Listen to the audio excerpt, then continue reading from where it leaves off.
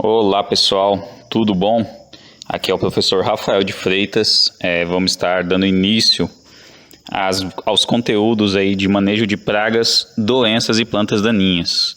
Sejam todos bem-vindos. Tivemos já uma aulinha de apresentação no sábado, só que apenas 8 alunos participaram. Então, para quem não me conhece, a gente se apresenta na próxima aula, ok? Então, nós vamos estar falando aí do conteúdo de manejo de pragas, doenças e plantas daninhas. Essa área aqui entra na área agronômica, para uma primeira matéria, pelo que eu vi a turma aí está pegando uma das primeiras matérias já com conteúdo específico do curso. É uma matéria um pouquinho complexa, tá? Mas eu vou dando apoio aí para vocês, e no que vocês precisarem, vocês podem me mandar perguntas, fiquem à vontade, ok? Começando com os conceitos. Então, o que é o manejo? O manejo significa qualquer intervenção humana, virado para intervenção benéfica, ok? Então, qualquer intervenção benéfica no meio agrícola se chama manejo. Isso aí em qualquer área da agropecuária, tá? Não só em agricultura, mas como também em pecuária. Na nossa disciplina, então, a gente vai estar focando aqui no manejo de pragas, vai ser voltado aí para a agricultura, principalmente, ok? Vamos entrar também no conteúdo de pastagens, mas, assim, citar por dar exemplos, né? Porém, ainda assim é considerado aí agricultura, pelo manejo de pragas dentro das pastagens, tá? Não é voltado na pecuária. Então, o primeiro conceito são a de praga. Então, a praga, nós temos aí a praga biológica. Quando a gente fala em agricultura, as pragas são as pragas biológicas. São espécies que são nocivas ao desenvolvimento agrícola, que causam algum tipo de dano no desenvolvimento da planta. Seja esse dano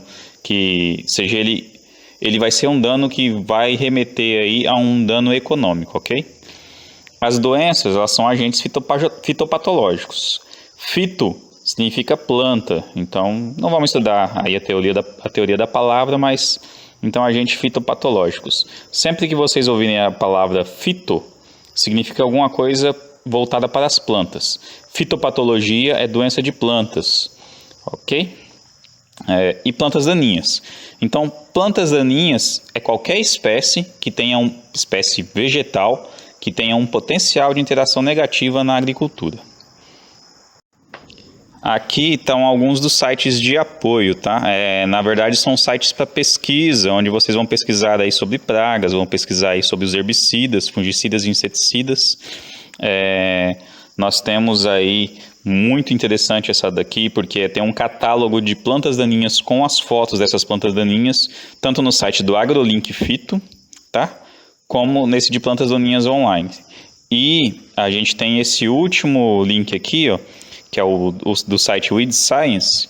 Ele mostra aí o registro de plantas daninhas que são resistentes a herbicidas no Brasil. As plantas daninhas com registro de algum herbicida resistente no Brasil.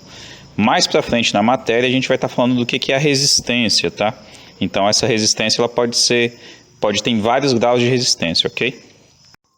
Vamos começar o conteúdo hoje por manejo de pragas. Vamos falar aí dos insetos e aracnídeos que causam algum prejuízo, algum dano econômico na agricultura. Começando novamente com os conceitos. Então, o que é um organismo praga? Qualquer organismo que vai competir ou prejudicar alguma cultura vegetal. Na agricultura, voltada principalmente na agricultura, é quando eles causam algum dano econômico. Eles podem atacar a parte que é diretamente consumida ou então causar algum efeito indireto. Os organismos pragas, eles estão divididos aí em duas classes principais dentro do filoartrópodo, tá? Então, daqui a pouquinho vocês vão ver aí sobre a classificação. Então, nós temos os insetos e os ácaros. Temos também aí os nematóides, é uma classe um pouquinho diferente, que apesar de ser um organismo biológico vivo, multicelular, ele não causa um dano visível na planta, a não ser o dano indireto. Então, ele geralmente pode ser voltado aí como, em alguns casos, a ocorrência desses nematóides é registrada como ocorrência de alguma doença. Então, registra aí alguma doença, algum efeito secundário, tá? Então, continuando aí com os conceitos dentro da agricultura, nós temos o nível de dano econômico, representado pela sigla ND. Então, o nível de dano econômico é quando a praga causa um dano econômico. Então, esse dano econômico, ele é medido de acordo com a densidade populacional da praga. Essa densidade ela vai variar conforme o tipo de praga. Então, tem praga que vai ter um nível de dano econômico mais baixo, tem praga que vai ter um nível de dano econômico mais alto. O nível de dano econômico ele é calculado aí, de acordo com alguns requisitos, principalmente o preço do produto para controle, o custo de manejo. Esse custo de controle é o manejo, é a mão de obra que você vai investir para fazer esse controle. Então, além do custo do produto, você tem que também contar a mão de obra e a capacidade de dano daquela praga. Se essa praga ela tem uma capacidade de dano direto, que causa um dano muito rapidamente, ou então se essa praga pode continuar presente ali na cultura, mas não chegar a causar um dano. Então, essa daí é a variação do nível de dano econômico. Dentro disso daí também a gente tem o ponto de equilíbrio. Esse ponto de equilíbrio é uma densidade populacional média de uma praga. Essa densidade populacional média é calculada através de experimentos científicos, né? Os agrônomos, biólogos, eles vão lá, registram a ocorrência da praga em uma lavoura, por exemplo, e através de alguns métodos de coleta de insetos, eles vão medindo essa densidade. E aí eles estabelecem que a determinada praga ela vai ter um ponto de equilíbrio, a densidade populacional dela máxima chega em determinado tempo. E esse ponto de equilíbrio ele pode ou não atingir o nível de dano econômico. Então tem pragas que variam. Outro fator determinante para o ponto de equilíbrio também vai ser a presença de insetos predadores ou de inimigos naturais. Não precisa ser exatamente insetos. Podem ser também aí sapos, por exemplo, então anfíbios, répteis e pássaros também. Ok? Então, dentro dessa parte do nível de dano econômico, entre o nível de dano econômico e o ponto de equilíbrio, a gente pode ter aí duas variáveis. O nível de controle é um momento onde você deve adotar alguma medida de controle, algum manejo, para evitar que a praga cause dano econômico. Então, você chega até um momento ali, você não precisa esperar a praga causar dano econômico para você começar a entrar com controle. Você tem que entrar com controle preventivo. Outro conceito aí é o nível de não ação. Esse nível de não ação, ele é calculado de acordo com a densidade populacional de algum inimigo natural da praga. Sobre inimigos naturais, a gente vai estar tendo uma aulinha aí só sobre eles depois, tá? Mas fica aqui, inimigo natural, ele vai ser algum organismo que preda determinada praga. Tem organismos que podem pregar apenas um tipo de praga e tem organismos que podem pregar várias pragas, tá? É o exemplo do inseto conhecido como besouro ou Percevejo aureus. Ele é um predador de ovos. Ele preda ovos tanto de borboletas como ovos de outros coleópteros, que são os besouros, e ovos de pulgão também. Então ele é um predador bem voraz.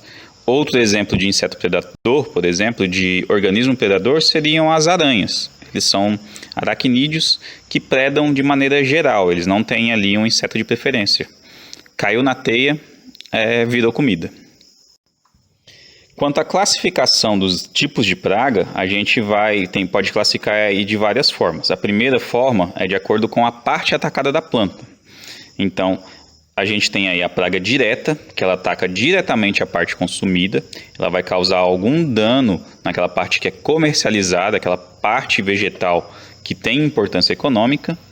A praga indireta, ela vai afetar indiretamente a parte comercializada. Por exemplo, os pulgões. Os pulgões são insetos sugadores que sugam a seiva da planta e eles fazem com que a planta tenha ali um desempenho muito fraco. Então, ele pode causar um dano na parte comercializada indireto, porque aí vai faltar seiva para o enchimento do fruto, sendo esse caracterizado como um dano indireto. Outra classificação que tem é de acordo com a importância dessa praga. Ela pode ser uma praga comum, uma praga passageira, como também tem as pragas chamadas pragas-chave. Essa praga-chave é uma praga comum à cultura, uma praga que sempre ocorre. Como, por exemplo, a gente tem o exemplo da Spodoptera frugípeda, que é chamada lagarta do milho. É quase impossível você ver uma plantação de milho que não seja atacada por pelo menos uma lagarta de Spodoptera frugípeda, pela lagarta do milho. Então, é uma praga comum àquela cultura. Essa praga, que é chamada de praga-chave, normalmente ela alcança aí o nível de dano econômico. Então, se você localiza, quando você localizou uma lagarta, quer dizer que já está sendo atacada, então ela já está causando algum dano econômico. Não tem, o ponto de equilíbrio dessas pragas, ela geralmente é acima do nível de dano econômico. Elas podem ser severas, que em quase 100% das vezes o ponto de equilíbrio é acima do nível de dano, ou podem ser frequentes, que são pragas aí que variam esse nível de dano. Ele pode ser acima ou abaixo, o ponto de equilíbrio pode ser acima ou abaixo do nível de dano. Quais são os fatores que são favoráveis à ocorrência de pragas?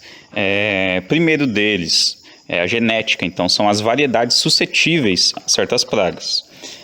Outra questão aí, hoje em dia muito comum e que tem atrapalhado bastante a agricultura no geral, é a baixa diversidade no ecossistema. O monocultivo, geralmente ele prioriza ali uma cultura só. Isso faz com que uma praga-chave, por exemplo, daquela cultura, tenha alimento disponível quanto quiser. Então, a população dessa praga ela vai crescer muito além do normal, porque não vai ter outros tipos de plantas para atrair inimigos, insetos predadores. Então, ela vai ter ali alimento disponível para se reproduzir o quanto quiser. Outra questão é a não adoção de rotação de culturas. Isso daí influencia nessa diversidade do ecossistema. Outra coisa também é o uso inadequado de pesticidas. O uso de dosagens além ou abaixo do recomendado, além da repetição do mesmo princípio ativo de um produto, de um inseticida, pode causar aí diferenças na sua aplicação, fazendo com que aí ele seja ineficiente. Isso daí é um fator muito favorável à ocorrência de pragas hoje em dia, tá? Como eu falei para a turma no sábado, dia 4, na nossa matéria a gente tem que focar um pouquinho aí na biologia dos insetos. Então eu vou introduzir aquilo que é importante para a nossa matéria e vou estar disponibilizando também aí, vou estar enviando para vocês um link de uns vídeos no YouTube que eu acho muito interessante, que é o conteúdo, seria aí um material de estudo para vocês, tá? Que é um conteúdo para vocês aprenderem mais. Então, a respeito da biologia dos insetos, eu vou estar enviando para vocês aí 4 vídeos no YouTube, são de um professor de biologia, e esses vídeos são muito bons. É só para vocês terem aí um material de referência, tá? Não é um trabalho, ok? É só, mas assistam os vídeos. Eu tinha falado da classificação dos animais. Esse aqui é chamado de taxonomia. A taxonomia, ela divide os animais aí através de determinadas características que aproximam de um animal de outro. Então, nós temos aí uma linha hierárquica, uma linha de ordem onde são colocados. No nosso mundo, nós temos aí os chamados reinos. Nós temos 5 reinos. O reino Animalia, aquele que pertence aos organismos vivos eutróficos, heterotróficos, aliás. Nós temos o reino Plantae, que é o reino dos vegetais, são organismos eutróficos, né? Temos o reino Fungi, que é o reino dos fungos. O reino Protista, que é o reino ali de bactérias, e temos o reino Monera, que também tem são as amebas, é um reino um pouquinho bem parecido com o protista, mas tem algumas diferenças. Mas isso aqui não vem ao caso para a gente. Então, a partir do reino, nós entramos como a gente vai fazer o estudo aqui dos insetos, nós entramos então no reino Animalia. Dentro desse reino, a gente tem que escolher aí os chamados filos. Nós vamos estudar o filo Artrópoda, que é o filo ao qual a classe dos insetos pertence. Dentro dessa classe dos insetos, a classe insecta, nós temos várias ordens de insetos, que eu vou estar explicando um por um dessas ordens, das que têm importância agrícola. E depois a gente tem aí as famílias, o gênero e a espécie, ok? O gênero e a espécie são o chamado taxonomia, o gênero binomial de nomes, tá? Esse exemplo aqui, vocês lembram aí quando vocês estavam estudando em biologia, nós humanos, nós somos aí do gênero Homo, da espécie Sapiens, mas nós temos aí, segundo a biologia, tá? Nós temos aqueles que acreditam que tem os outros gêneros, Homo, alguma coisa que eu não lembro mais também, não me importo muito com essa parte de biologia, tá? Mas, lembrando então, para vocês decorarem isso daqui, pode ser que caia ou não em prova, ok? Tem um certo macete para a gente lembrar dessa ordem de classificação, tá? Dessa hierarquia. Isso aí foi foi me ensinado durante as aulas do ensino médio de biologia. Então, para a gente decorar, a gente pega e analisa a palavra reficofage. Então, a gente pega aí as palavras, os inícios de cada uma dessa ordem hierárquica e forma aí uma palavra, reficofage. Então, reino, filo, classe, ordem, família, gênero e espécie. Reficofage. Ok? Decorem isso daí. Isso é importante para vocês saberem. Nessa tabela a gente tem aí os principais grupos, as principais ordens dos insetos, tá? Com exceção da ordem dos trombidiformes, que pertence à classe aracnida, que são os ácaros, os outros insetos todos eles estão na ordem dos artrópodes. Então, os ácaros, eles são aí organismos praga muito importantes em algumas culturas, estão presentes aí na maioria dos gêneros de produção, tá? E eles possuem aí um aparelho chamado aparelho bucal sugador labial. Esse aparelho, ele não tem o aparelho bucal vai ser importante, eu vou explicar para vocês daqui a pouquinho, ok? Nós temos aí os lepidópteros, que são as borboletas e mariposas, uma das ordens maiores, uma das maiores ordens dentro dos artrópodes, e que tem aí alguns insetos de grande importância na agricultura. Os coleópteros, que são os besouros, eles também têm aí grande importância na agricultura, visto que é o maior de todas as ordens no reino animal, tá? Tem, acho que quase 500 mil espécies aí catalogadas. Nós temos a Hymenoptera, que são as formigas, o Diptera, que são as moscas, a ordem Hemiptera, que se divide em duas subordens, que é a Homoptera e a Heteroptera, que são, na Homoptera nós temos as cigarrinhas, os pulgões e as cochonilhas, e na Heteroptera nós temos os percevejos. Nós temos a Isoptera, que são os cupins, a Orthoptera, que são os grilos e gafanhotos, e a Cyanoptera, que são os tripes. As características gerais dos artrópodes, dos insetos. Como eu falei aí, é o maior grupo de animais do reino animal, tem quase 1 milhão de espécies catalogadas. Eles são adaptados aí a todos os ambientes. A gente tem principalmente insetos voadores, mas também temos insetos terrestres e aquáticos. Uma característica única única a eles é o exoesqueleto quitinoso, que eles têm uma carapaça, né? Então, diferente de nós humanos que temos um esqueleto interno, eles têm um exoesqueleto, o esqueleto externo. Então, a parte rígida do corpo deles fica do lado de fora. O sistema circulatório ele é aberto.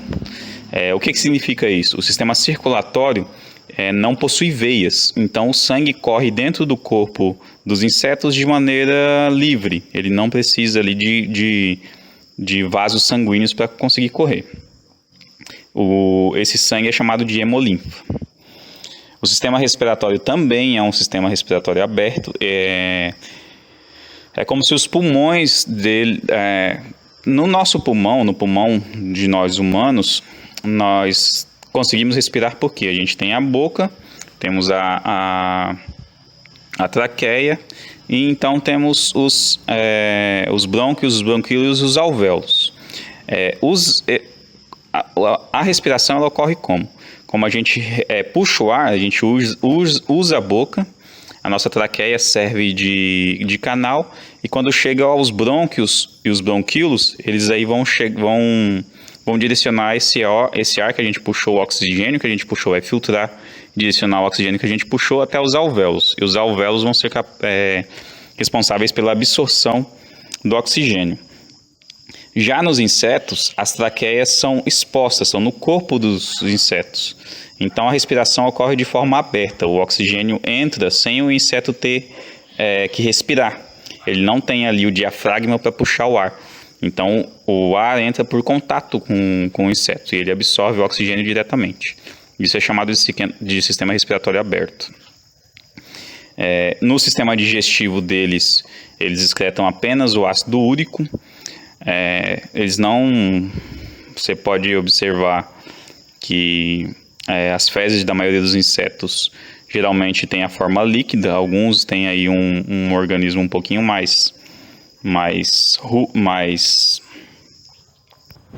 um pouquinho menos desenvolvido, aliás, e não conseguem fazer da digestão, então tem algum formato de fezes, que é as lagartas, por exemplo, você pode ver que elas comem e deixam as fezes, mas o produto de toda a digestão deles é o ácido úrico, seja ele na forma líquida ou na forma sólida.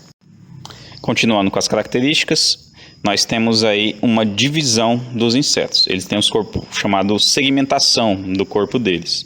Então o corpo vai ser dividido em cabeça, tórax e abdômen. Uma característica que é geral de todos os insetos, da classe artrópoda, é que eles têm 3 pares de pernas. Por isso que é diferente da aranha, dos aracnídeos. Os aracnídeos têm 4 pares de perna. Os artrópodes têm 3. Vão ter um par de antenas, é presente na maioria dos insetos, não todos, mas a maioria tem. Essa característica pode mudar aí também se o inseto está na forma adulta ou na forma jovem. E a maioria também tem 2 pares de asa, mas eles podem apresentar, alguns insetos podem apresentar apenas um par de asa, ou alguns insetos nem apresentam a asa, tá? Tem inseto que não possui asa.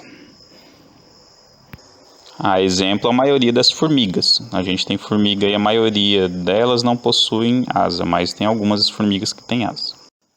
Agora, entrando na morfologia, que são as partes do corpo, a gente vai falar dos aparelhos bucais. Essa aqui é uma parte muito importante na nossa disciplina, tá? Nessa parte dos insetos.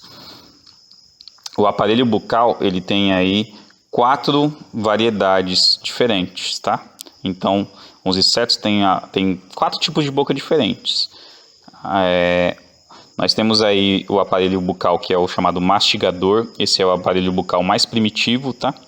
Ele é um aparelho bucal mais parecido com o nosso. A diferença é que a maxila deles é dividida em 2 partes. E aí ele tem os chamados palpos também. Eu vou mostrar para vocês na imagem posterior esses palpos e as mandíbulas, né? Nós temos aí o aparelho bucal sugador labial. Então, é um aparelho bucal que é na forma de ele se parece muito com estilete, porque ele tem como se fosse um orifício para fora. E então a língua do inseto sai através desse orifício como se fosse um estilete, como se você estivesse empurrando o estilete para fora. Ele usa esse estilete para perfurar ali o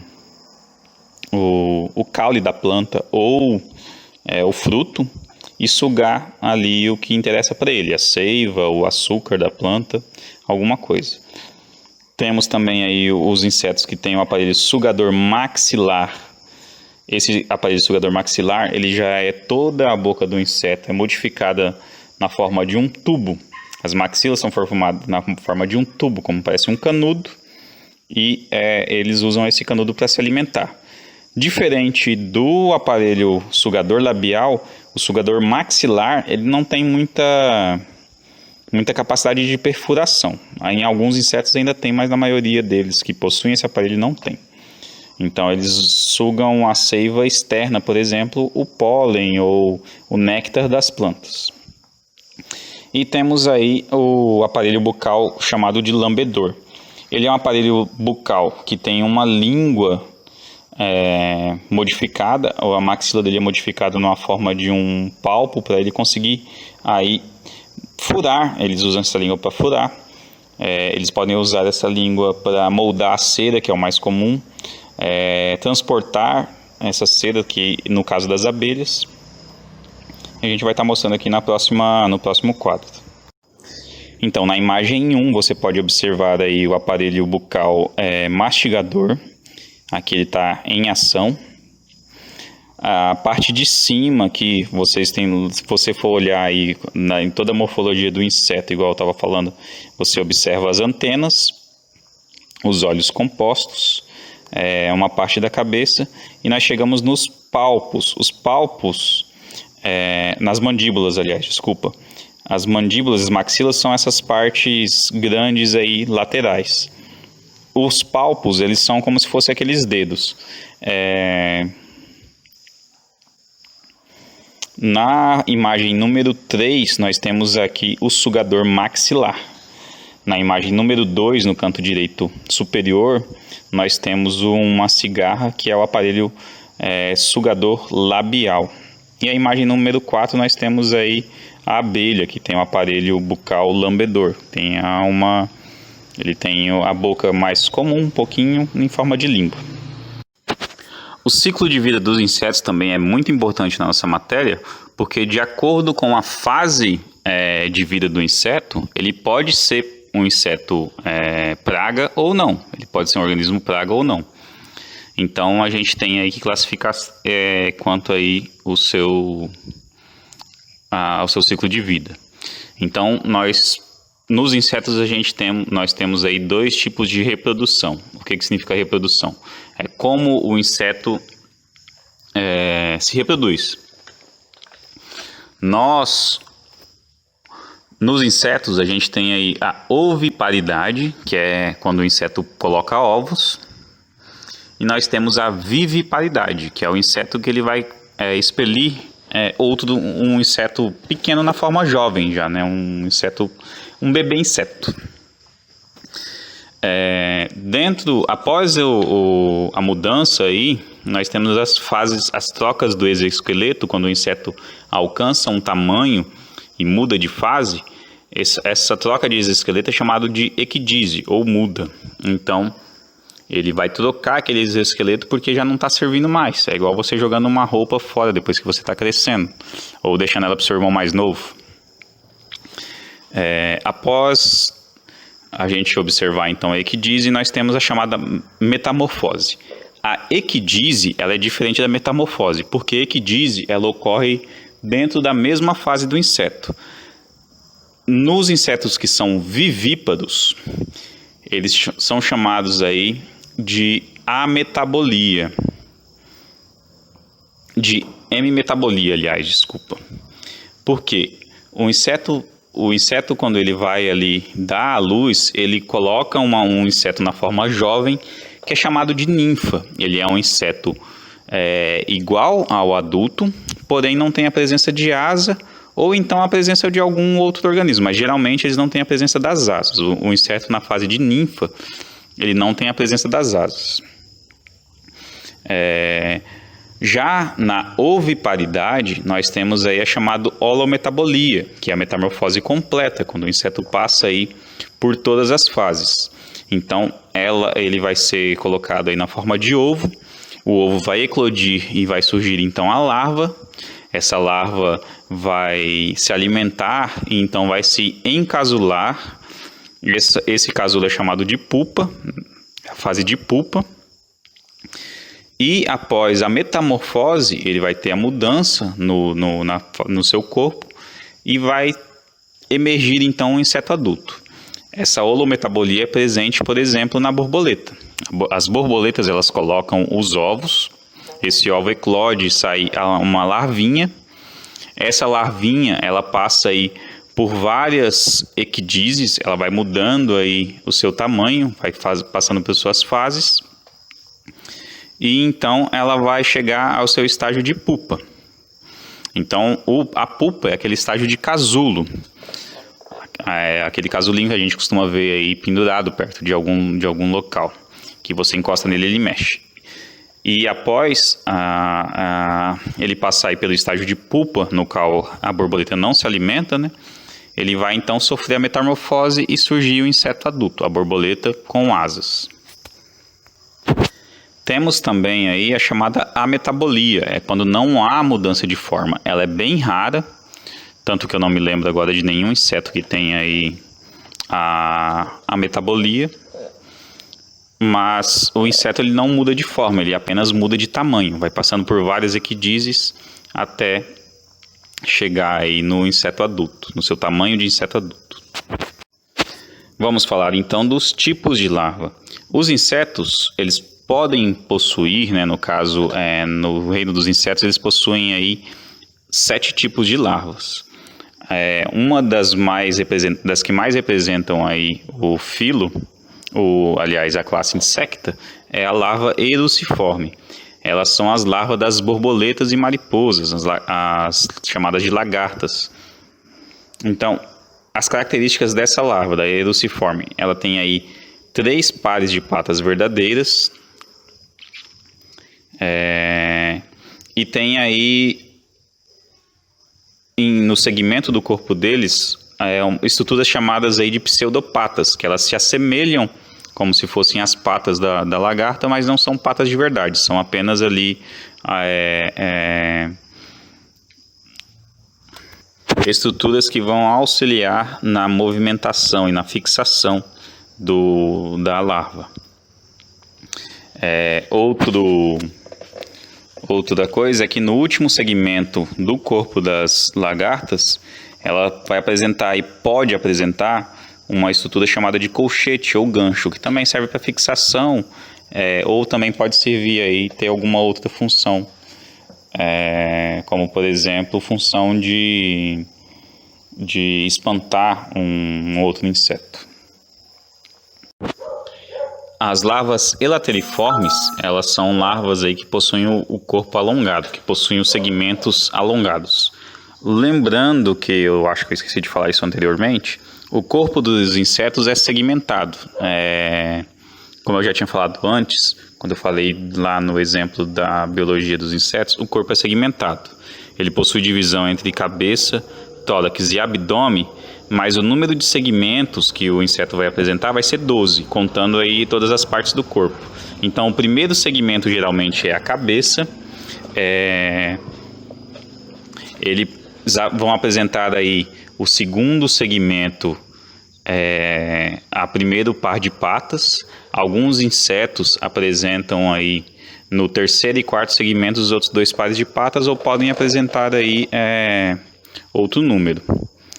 Mas, no geral, o abdômen vai ser aí a parte que tem mais segmentos no corpo do inseto. Então, lembrando então, o primeiro segmento do corpo do inseto é a cabeça. O segundo, o terceiro e o quarto é o tórax, onde ali tem a presença das patas. E o restante dos segmentos é o abdômen. No último segmento, o 12º segmento, ele geralmente se apresenta bem reduzido, se apresenta bem menor do que os outros, às vezes sendo até fundido ali com o 11º segmento do abdômen, fazendo parecer que o inseto tem apenas 11 segmentos. Essa característica ela também é comum na fase de larvas, tá? Então as larvas dos insetos ela vai ser igual. A larva elateriforme ela possui um corpo mais alongado. Possui aí o mesmo número de segmentos, só que esses segmentos geralmente são mais alongados. O corpo ele vai ser levemente achatado, ela vai ser como se fosse uma larva chata, ela não vai ser redondinha. E vai apresentar aí também 3 pares de patas verdadeiras no tórax. E não apresenta outras patas, pseudopatas no abdômen. A larva campodeiforme, ela vai ter outra característica. Ela é uma larva parecida um pouco com a elateriforme, mas ela apresenta 3 pares de patas bem desenvolvidas, patas alongadas. Essas patas alongadas conferem a esse tipo de larva que ela seja mais agilidosa, mais ágil que as outras larvas, e elas daí são características de larvas do tipo predadora, que são as larvas da joaninha. A joaninha ela é um inseto predador principalmente na fase jovem, mas também quando adulta. E então a larva dela, ela apresenta aí uns 3 pares de patas bem desenvolvidas que confere a ela aí uma certa agilidade.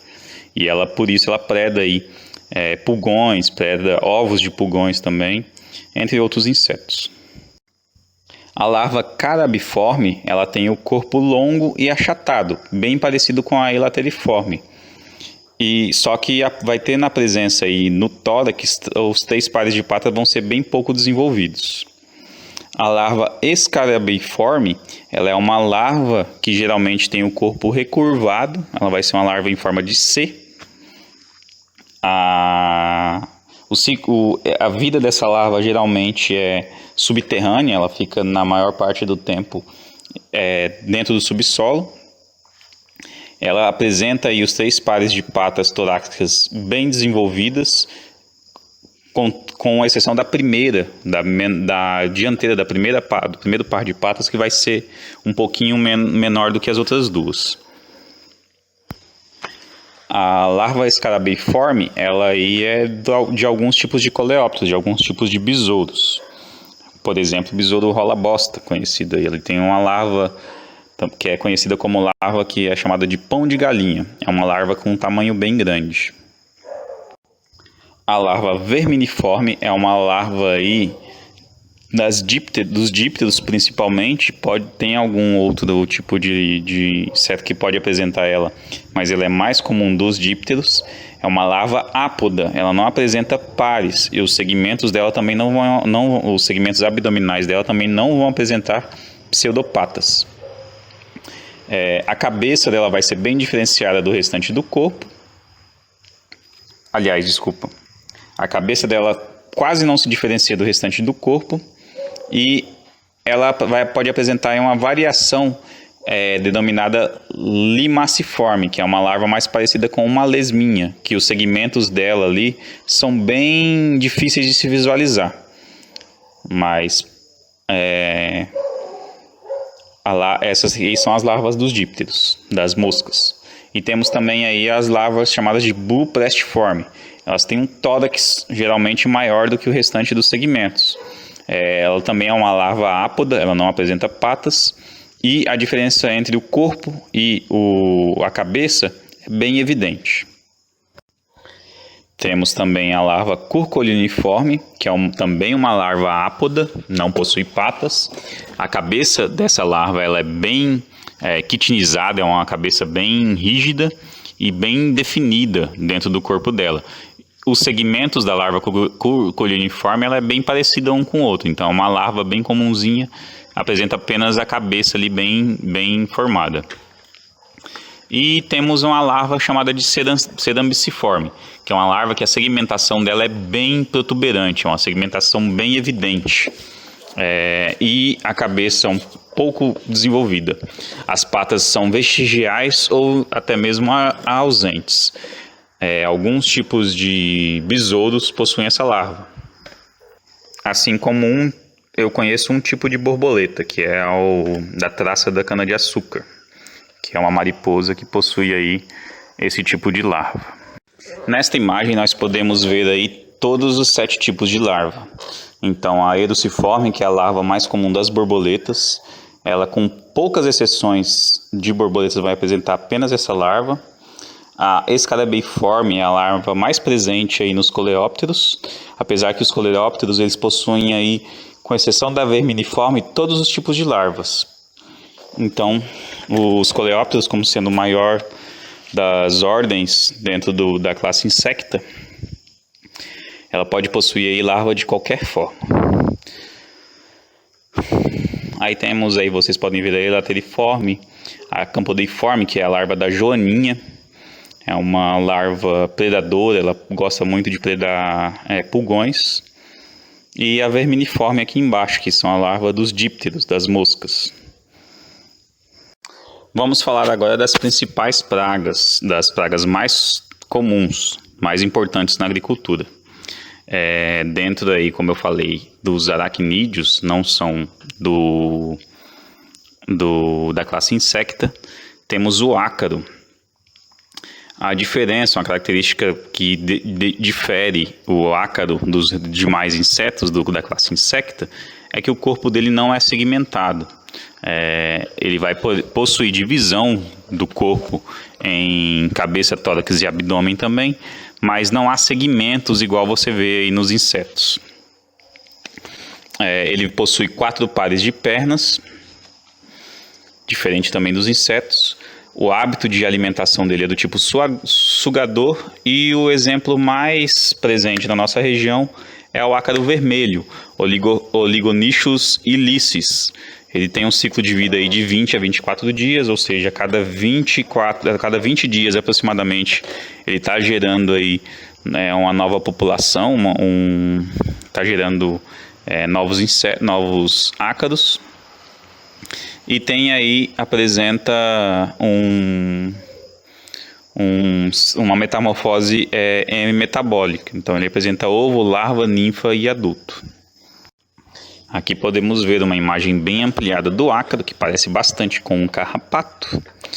E na imagem direita a gente pode ver aí os sinais de ataque do ácaro, os sinais que ele causa aí na planta do café. Esse é um dos motivos dele ser chamado de ácaro vermelho, que ele possui o corpo vermelho e o sinal do ataque dele são a vermelhidão da folha do café. E depois essa folha vai perdendo o brilho, né? Vai ficando aí com aspecto opaco. Agora entramos na classe Insecta. Como eu falei aí, é a classe mais numerosa do reino Animalia, ou seja, o que tem mais organismos representantes, mais organismos catalogados é a classe Insecta.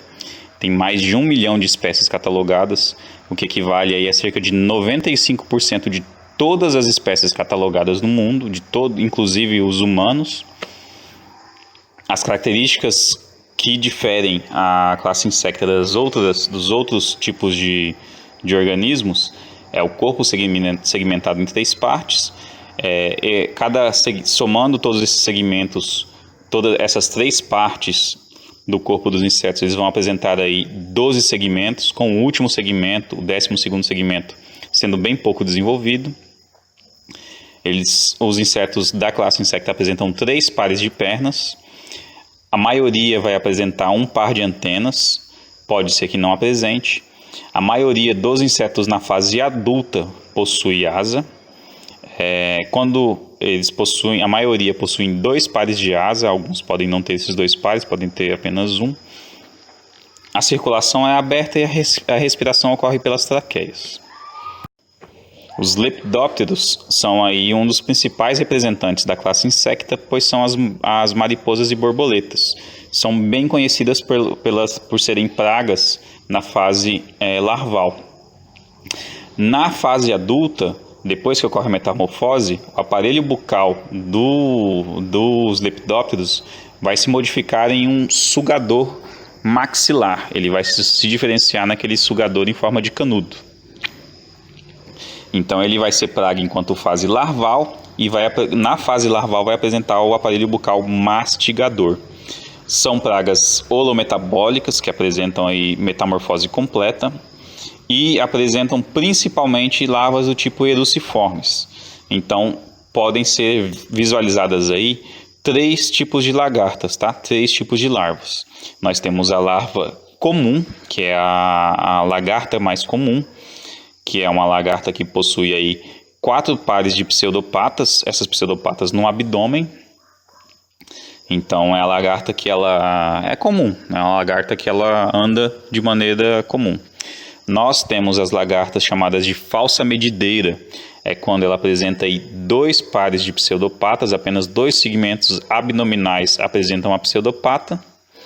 E nós temos a lagarta chamada de medideira, que ela vai apresentar apenas um segmento contendo uma pseudopata. E nas larvas eruciformes, o último segmento ele geralmente é modificado em forma de um cochete. Esse cochete pode ser usado para fixação, pode ser usado aí como apoio, como um último par de patas. Aqui nas imagens nós podemos ver aí os 3 tipos de lagarta. A lagarta comum, que é a foto embaixo, a foto à esquerda embaixo. A lagarta chamada de falsa medideira, que você pode observar aqui que ela apresenta na frente os 3 pares de patas verdadeiras. Ali já que a partir do 8º segmento vai apresentar ali um par de patas e no 9º também apresenta um par de patas. E você pode observar a estrutura em que é em forma de cochete no último segmento, que nesse caso também vai estar auxiliando aí na movimentação, na fixação dessa lagarta. E na imagem da direita nós vemos uma medideira, uma lagarta medideira verdadeira, que ela vai apresentar aí uma pseudopata a partir do 9º segmento, na maioria das lagartas que são do tipo medideiras. Outras características dos lepidópteros é que o ciclo de vida deles pode ser bem variável. Tem borboleta aí que tem até 30 dias de vida e algumas apresentam aí mais de 240 dias.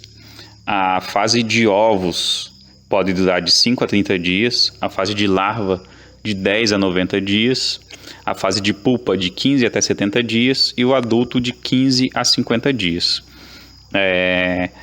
Tem algumas espécies de fêmeas que podem fazer por ciclo de ovoposição mais de 1.500 ovos. E os principais exemplos dos lepidópteros é a Spodoptera frugiperda, que é a lagarta do milho ou lagarta da couve. E eu vou dar o exemplo aqui de algumas que são diferentes, que é essa Ornithoptera alexandrae, que ela é a maior borboleta, a maior mariposa que existe, e a Phoebetron hiparchia, que é uma chamada de aranha do café. Vocês vão ver na seguinte imagem o porquê que ela é chamada de aranha do café. Aqui então nós podemos ver na primeira imagem, no canto superior esquerdo, a mariposa Alexandra, sei lá como é que se pronuncia, que é a maior mariposa que existe. A envergadura dela aí pode alcançar os 30 centímetros. Na imagem logo abaixo nós vemos a mariposa da Spodoptera frugiperda, que ela está aí no centro, que é a lagarta do milho ou a lagarta do cartucho, comendo aí o milho. E na direita nós temos aí a lagarta aranha ou aranha dos cafezais, como ela é conhecida.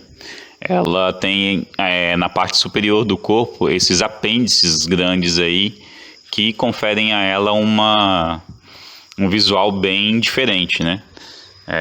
Para vocês verem que o corpo dos insetos eles podem ter várias variações. Entramos agora nos coleópteros. Os coleópteros é aí uma das maiores, a maior ordem dentro da classe insecta. Possui aí mais de 400 mil espécies catalogadas, o que equivale a quase 40% de todos os insetos conhecidos. Eles sozinhos, né, os coleópteros. Seus principais representantes aí são os bicudos, os besouros, as vaquinhas, os bicudos e os carunchos. O tamanho deles é bem variado, tem inseto que possui aí de 2 milímetros até 20 centímetros de tamanho. Uma característica distinta dos coleópteros é que eles vão apresentar um par de asas endurecidas, que é chamado de élitro, que é aquela asa rígida que a gente vê por cima dos besouros. Eles também são holometabólicos, ou seja, têm a metamorfose completa, e apresentam aí todos os tipos de larva em seu desenvolvimento, conforme seus gêneros, suas espécies. Mas as principais larvas que representam os coleópteros são as compodeiformes e as escarabeiformes. Nessa imagem, então, nós vemos aí a larva chamada de escarabeiforme, que é uma larva chamada pão de galinha, né? Uma larva em forma de C. E nessa imagem a gente pode ver a larva campodeiforme, que é a larva das joaninhas, que é uma larva predadora de outros insetos. O ciclo de vida dos coleópteros ele é bem variado, então não dá nem para especificar. O ciclo de vida aí pode variar de 30 dias até quase um ano. Tem besouro que pode ovopositar aí mais de 3.000 ovos. E os principais exemplos na agricultura, nós temos aí o besouro castanho, que é uma praga de grãos armazenados.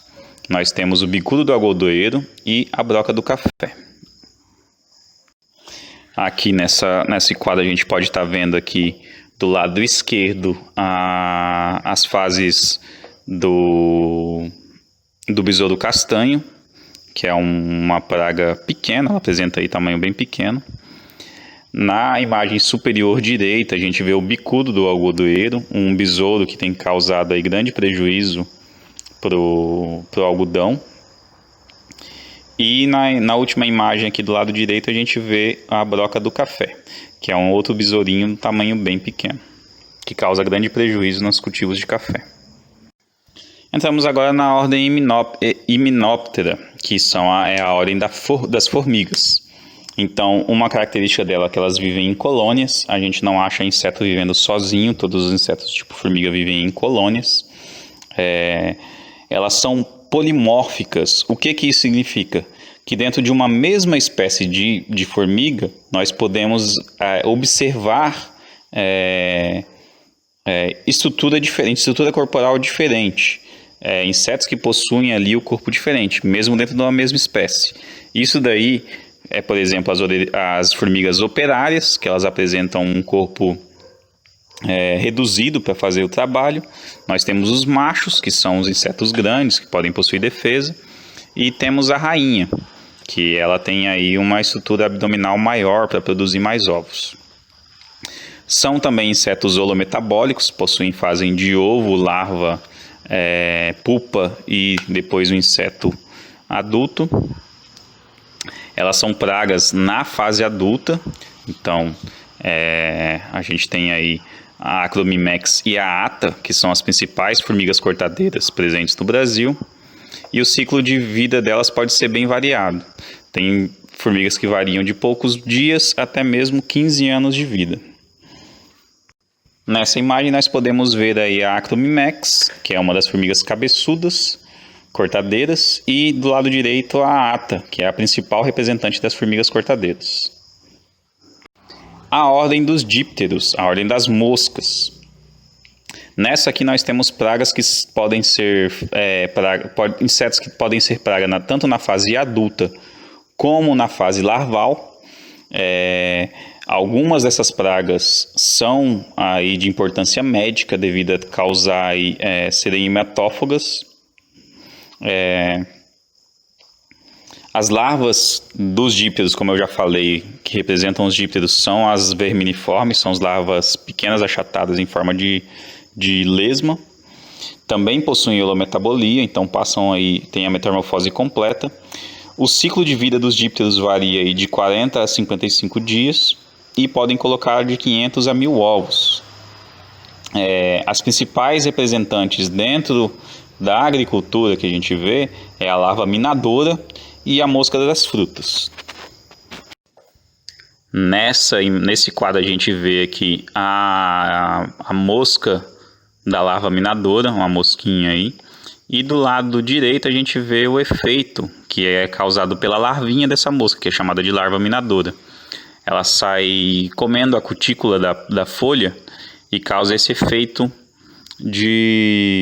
em espiral, né? Ela vai consumindo a folha e vai saindo nesse zigue-zague.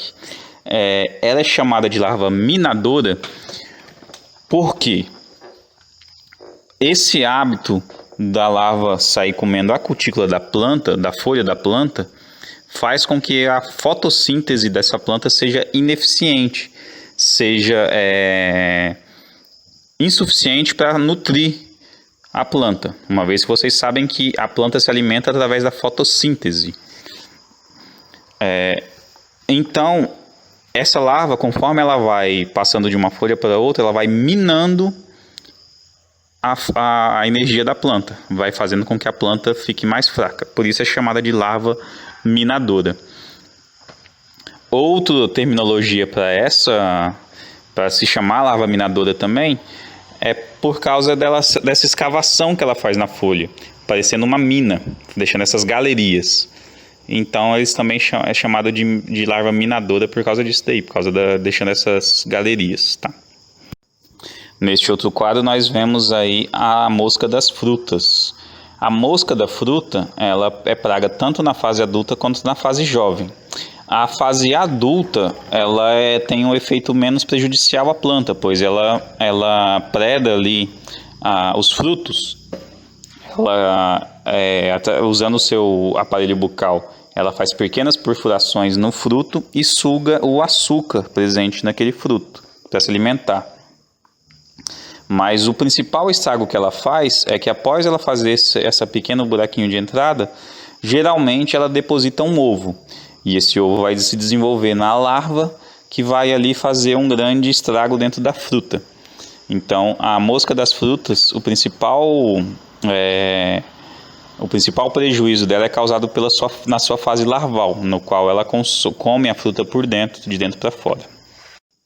Agora entramos na ordem Hemiptera, a subordem Homoptera, que são aí as cigarrinhas, os pulgões e as cochonilhas. São hoje pragas muito presentes no nosso cotidiano. Por exemplo, a gente tem aí as cigarrinhas das pastagens, temos os pulgões que acontecem nas hortaliças e as cochonilhas, que são predadores hoje generalizados, atacam quase todo tipo de planta. Essas daqui são pragas tanto na fase larval quanto na fase adulta. O aparelho bucal que eles apresentam é o do tipo sugador, então eles se alimentam da seiva da planta diretamente. Ela extrai a seiva da planta e expele, junto com ela expele uma quantidade grande de açúcar. Esse açúcar que a cochonilha e o pulgão expele enquanto está sugando a seiva da planta, que faz com que ele atraia as formigas. Por isso, na laranjeira, no limoeiro, é bem comum a gente ver a planta ser atacada aí por pulgão, por cochonilha e umas formiguinhas pretas andando também na planta. Costumam achar que essa formiga ela causa algum prejuízo para a planta, porém não. A única coisa que a formiga faz é acabar por espalhar a chamada fumagina, que é aquela mancha preta que fica em cima da planta, que é um fungo que também se alimenta desse extrato açucarado da seiva da planta. Como o pulgão vai sugando e deixando aquela seiva ali, aquele extrato açucarado por cima da folha, o fungo ele se aproveita daquele açúcar e se fixa. Ele não se alimenta da folha, ele se alimenta apenas daquele açúcar que está recobrindo. Porém, isso aí faz com que ele cause a redução da fotossíntese da planta, fazendo com que a planta vá murchando. Aí, além disso, ela ainda está sendo atacada pelo pulgão e pela cochonilha, sugando a seiva dela. Então, vai minando a força aí dos cítrus de pouco a pouco. Os insetos dessa subordem, eles apresentam a hemimetabolia, ou seja, o ciclo deles não é completo, não é metamorfose completa. As cochonilhas e os pulgões, nessas duas aqui, geralmente apenas os machos possuem asa. Os insetos fêmea não voam, não possuem asa, eles ficam ali fixados na planta, não possuem asa, mesmo quando está na forma adulta. O ciclo reprodutivo deles é bem complexo, porque tanto os pulgões quanto as cochonilhas, eles podem ali se reproduzir por partenogênese.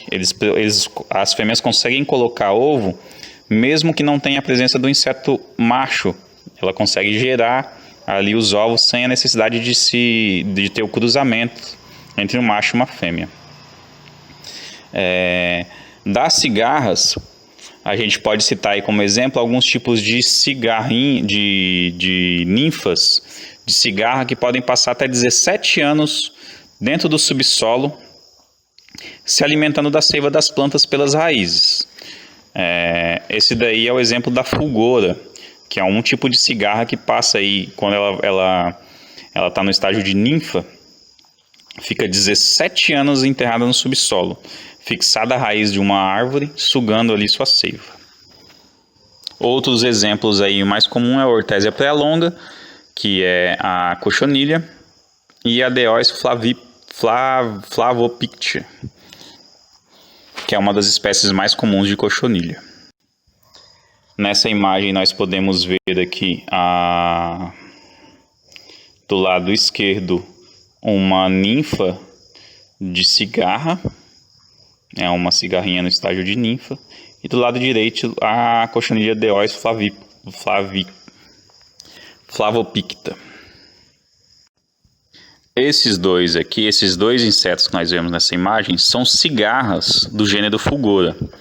Esse gênero Fulgora, ele tem como representante muito conhecido no Brasil, esse da imagem esquerda, que é conhecido como Jequitiranaboia ou a cobra de asa, que tem um mito muito grande sobre essa cobra de asa, ser um inseto perigoso, que é venenoso e etc., o que causa aí bastante mitologia em volta desse inseto.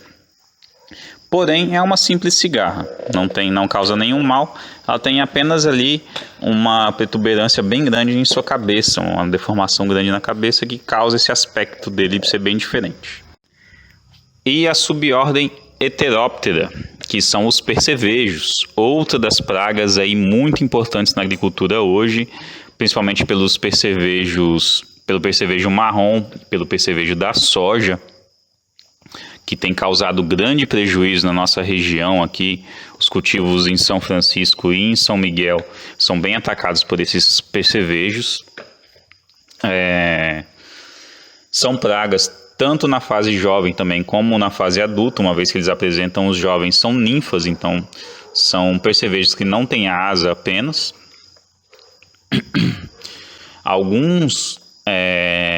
Algumas espécies dessa subordem apresentam aí importância médica por serem hematófagos, que são algum caso de alguns percevejos, e por causarem doenças, que é o caso do barbeiro, que causa a doença de Chagas. O ciclo de vida desses insetos pode ser bem variado, alguns duram de 20 a 120 dias, são também hemimetabólicos, como eu falei, a metamorfose não é completa, e a maioria dos insetos é capaz de ovopositar aí até 500 ovos por ciclo.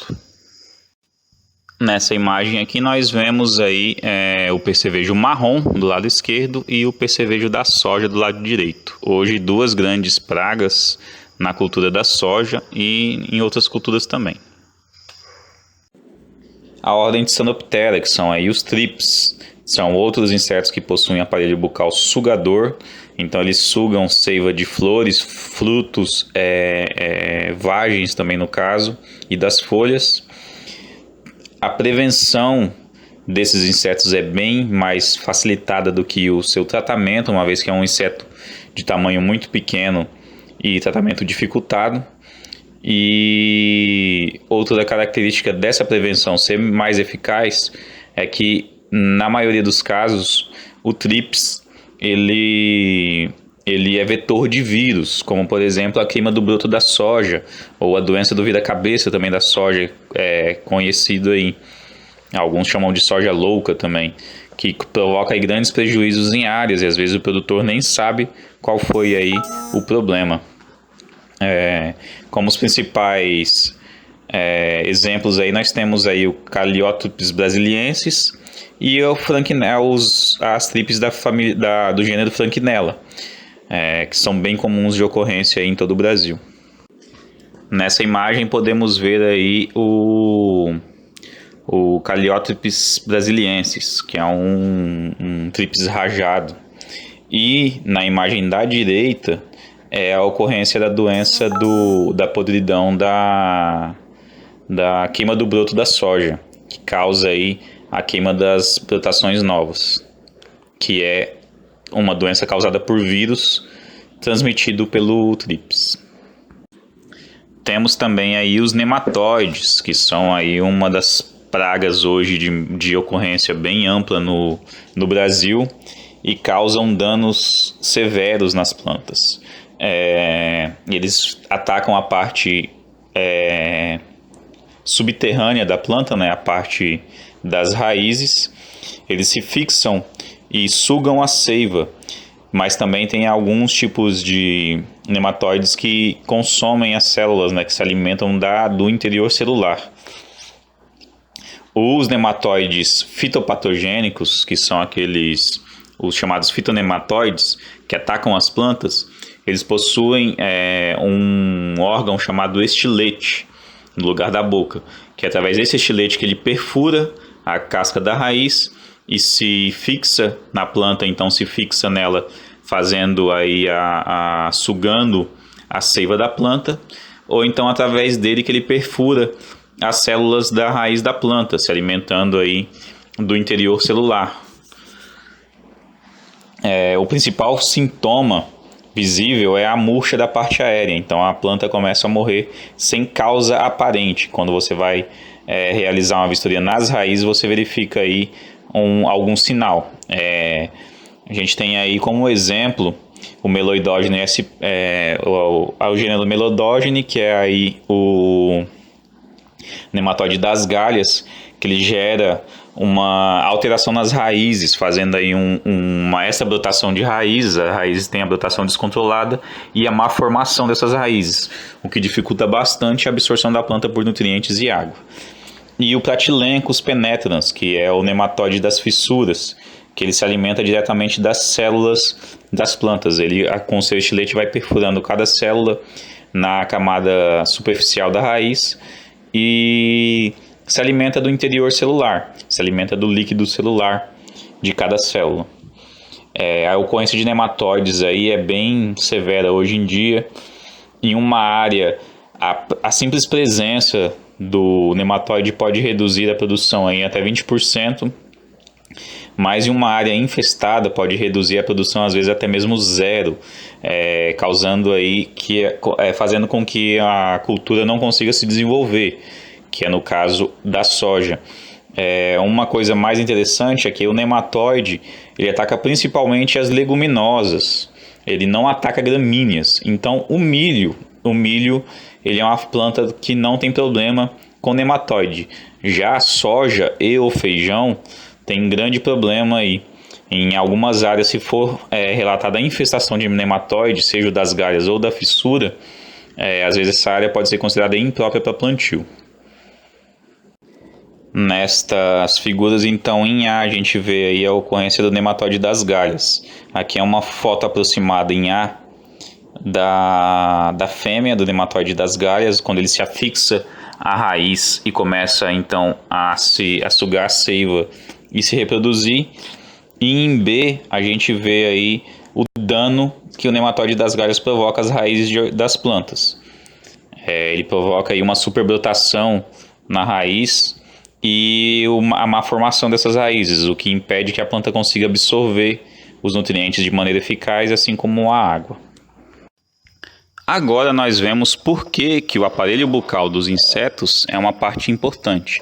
Porque a injúria, o dano causado, pode ser variável conforme o tipo do aparelho bucal. O aparelho bucal mastigador, ele causa lesões aí em órgãos.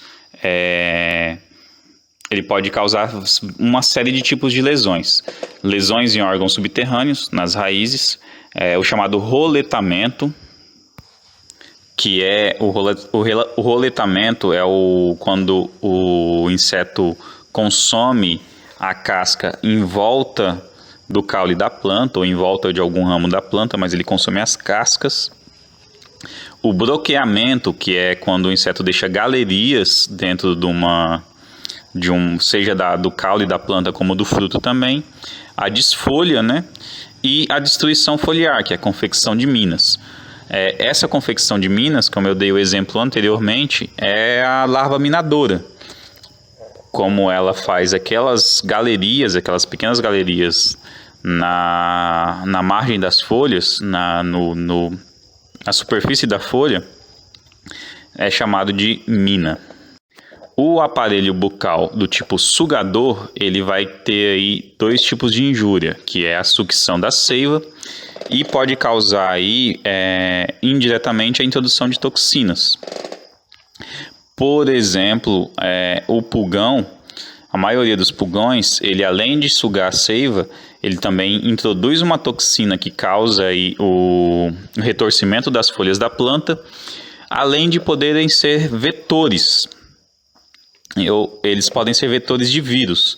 Então, dentro dessas toxinas, dentro da saliva do pulgão, ele pode conter aí alguns vírus. E esse vírus se introduz na planta e desencadeia uma doença. É um exemplo aí da doença do vira-cabeça da soja, que é uma doença causada por vírus, que é transmitida principalmente por trips, mas também pode ser transmitida por pulgão, se eu não me engano. E ela causa aí com que a soja ela fique recurvada, ela comece a se recolher e fica recurvada e vira para um lado. Isso é chamada de doença de vira-cabeça. Essa doença do vira-cabeça também é comum no tomate, e no tomate é transmitido pelo trips.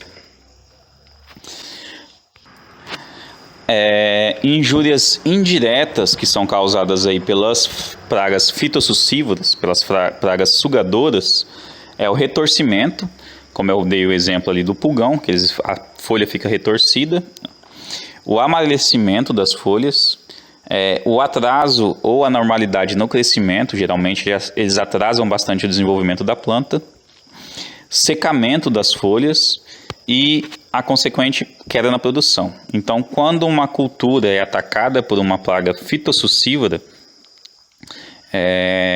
na maior parte das vezes vai haver aí uma queda acentuada na produção.